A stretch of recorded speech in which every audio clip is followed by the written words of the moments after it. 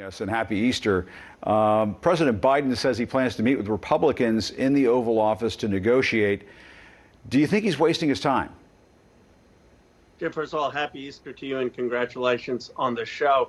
I have no problem with the president outreaching, and frankly, the priorities you described, more manufacturing jobs, helping education, they're not progressive priorities, they're American priorities. So if the president can get the Republicans on board with helping the working class, with reindustrializing America, that's great. But he should not be held captive by the Republicans. If they're not on board, let's get the work done. And some progressives in the House want this infrastructure bill to be even bigger. Congresswoman Alexandria Ocasio-Cortez tweeted, we can put this up on screen, it says, "This is not nearly enough. The important context here is that it's $2.25 trillion spread out over 10 years. For context, the COVID package was $1.9 trillion for this year alone, with some provisions lasting 2 years. Needs to be way bigger." Do you agree with her that this needs to go further? I do. I think it's a solid start. It has money in there for the smart grid, for electric vehicles, for roads and bridges, for broadband. But if you look at the experts, they will say that it's going to take almost $2 trillion over the next 10 years to get the solar and renewable energy we need, that the smart grid actually isn't going to just need $100 billion as this plan has, but $400 billion. So if you're serious about tackling climate change over the next 10 years, we do need to have more investment. And I have to ask you about the very serious allegations against one of your colleagues, Florida Congressman Matt Gaetz. He's now being investigated as part of a prostitution and sex trafficking probe that involves everything from cash payments to women to a relationship with an underage girl. There are also accusations he was showing off these nude pictures of women he had slept with, allegedly, on the floor of the House. You've worked closely with Matt Gaetz in the past. You even said in a Fox interview that the two of you are friendly and hang out sometimes. I just want to ask you, I assume you're horrified by these allegations against your friend. What do you make of all of this? Does it sound consistent with the Matt Gaetz that you know?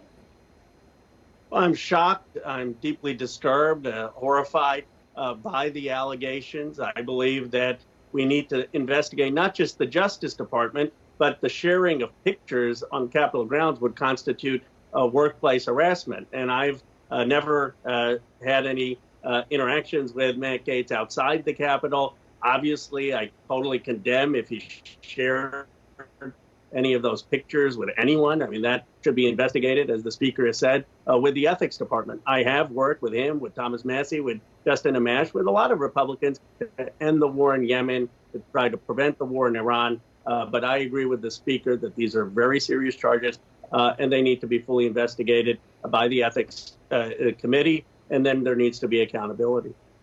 And have you spoken with him since all of this became public? And have you heard of him showing off pictures on the House floor? Was that something that was common knowledge among other members? Certainly wasn't knowledge to me. I don't know if it was knowledge to others, but I was shocked about it. And I obviously have not talked to him or reached out, nor do I plan to. I mean, the allegations have been pretty shocking. And I think that there has to be the Ethics Committee investigation, a Justice Department investigation. If you believe what's reported, there's absolutely no justification, and there have to be severe consequences. And do you think, based on what we know right now, that Matt Gaetz should step down?